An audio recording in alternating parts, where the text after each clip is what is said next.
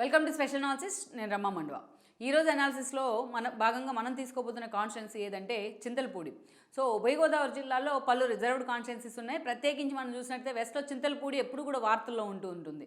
ఎందుకంటే గతంలో మనం చూస్తే కాంగ్రెస్ హయాంలో అత్యంత పిన్న వయసుడుగా అక్కడి నుంచి రాజేష్ లాంటి వాళ్ళు ఎమ్మెల్యే కావడం జరిగింది. సో ఆయన ఒక ట్రెండ్ సెట్ చేశారు అప్పట్లోనే.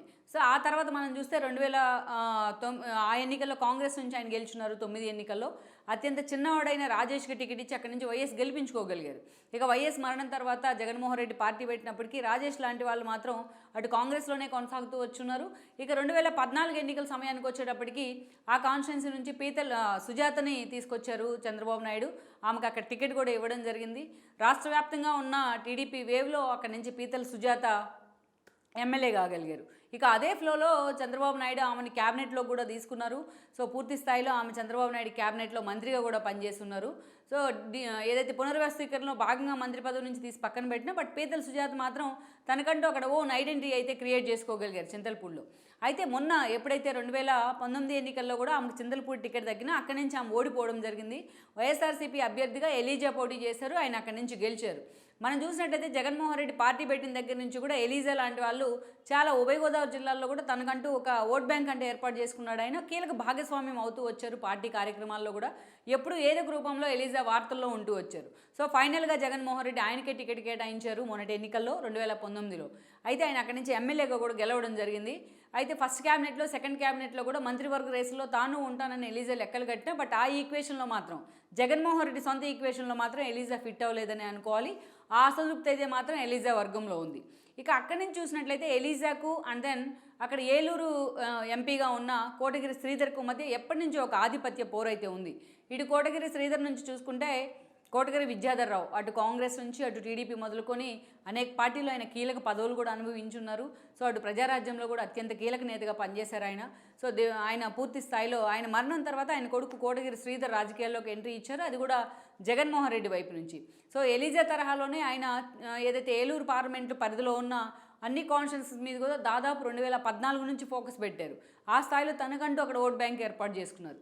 ఈ క్రమంలోనే జగన్మోహన్ రెడ్డి కోటగిరి శ్రీధర్ని పిలిచి మరీ ఆయనకు ఎంపీ టికెట్ ఇవ్వడం జరిగింది. సో గత ఎన్నికల్లో చూసినట్లయితే ఏలూరు ఎంపీగా ఆయన గెలుచున్నారు.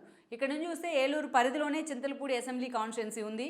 సో అప్పటి నుంచి కూడా అటు కోటగిరి శ్రీధర్కు అండ్ దెన్ ఇక్కడ ఎలీజాకు మధ్య ఒక వర్గ పోరుంది. అనేక సార్లు అటు ప్రోటోకాల్ విషయంలో కావచ్చు, అనేక సార్లు పార్టీపరమైన కార్యక్రమాలను ఇనిషియేట్ చేసే విధానంలో కావచ్చు, వీళ్ళిద్దరికి మధ్య ఒక నెగోషియేషన్ అయితే నడుస్తూ వచ్చింది. అనేక సార్లు వార్తలు వీళ్ళిద్దరి మధ్య ఉన్న విభేదాలు పార్టీ పరువును కూడా రోడ్డెక్కించిన సందర్భాలు కూడా ఉన్నాయి.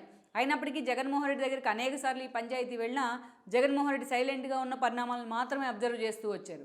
ఇక తీరా ఎన్నికలు దగ్గర పడే కొంది ఈ ఫైట్ ఇంకా ఎక్కువ అవుతూ వస్తోంది ఈరోజు వీళ్ళిద్దరి మధ్య. ఇప్పుడు ఆ టికెట్ నాకే అని కూడా ఎలీజా లెక్కలు కడుతూ ఉంటే ఇటు కోటగిరి శ్రీధర్ మాత్రం ఆ టికెట్ తనకు చెందిన వాళ్ళకే ఇవ్వాలని కూడా జగన్మోహన్ రెడ్డి దగ్గర ఇప్పటికే ఒక మెమరాండం కూడా పెట్టినట్టు చర్చ అయితే జరుగుతోంది. సో ఇలాంటి పరిస్థితుల్లో వీళ్ళిద్దరూ కూడా గత సంవత్సర కాలంగా ఈ ఫైట్ని తెర మీదకి తీసుకొస్తున్న పరిస్థితుల్లో జగన్మోహన్ రెడ్డి మధ్య మార్గంగా ఒక కొత్త వ్యక్తికి అక్కడ టికెట్ ఇవ్వబోతున్నారని చర్చ జరుగుతోంది. ఎందుకంటే ఈ రోజున జగన్మోహన్ రెడ్డి చేయించుకున్న సర్వేల్లో కూడా ఎలీజా మీద వ్యతిరేకత ఉందనే వాదనలు కూడా వస్తున్నాయి.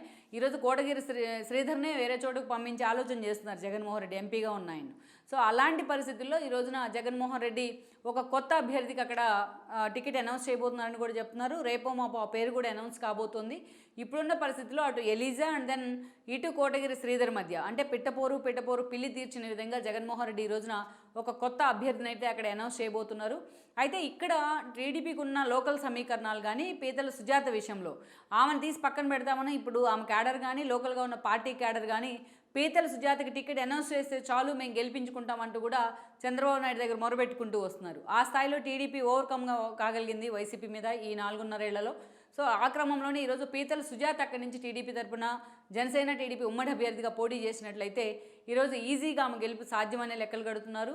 ఇలాంటి సమయంలో ఎలీజాను పక్కకు పంపించి అక్కడ కొత్త అభ్యర్థిని జగన్మోహన్ రెడ్డి తెర మీదుగా తీసుకురావడం అది వైఎస్ఆర్సీపీకి ఒక సెట్ బ్యాక్ అన్న అంచనాలు ఉన్నాయి.